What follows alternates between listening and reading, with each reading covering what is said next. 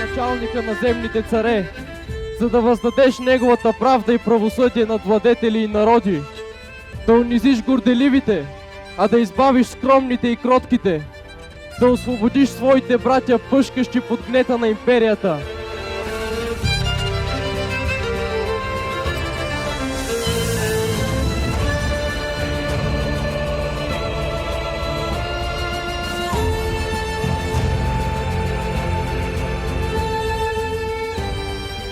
О, Тривелие!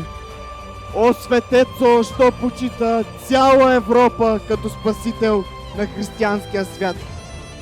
Дай ни от Твоето смирено мъжество, от силата на безстрашната Ти десница.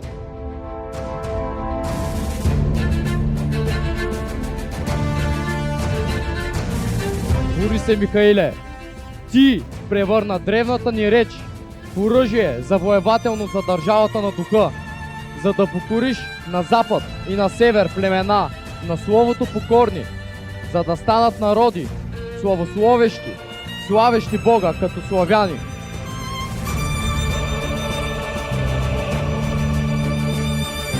Поклон пред война победител, с победоносен меч и слово. Поклон пред война победител, той идва с правда и съдба.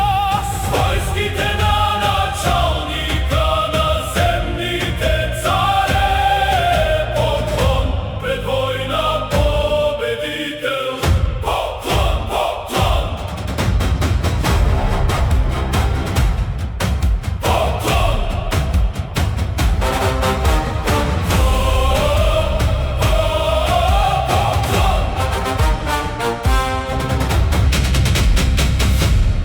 Нека заедно да градим, със сърца пълни със силно слово, град небесен на земята бугарска, с златни порти и чердаци, с бистри потоци и бели хлябове, за благи и народ, силни люде, с бели души и светли ангели, здраве и живот!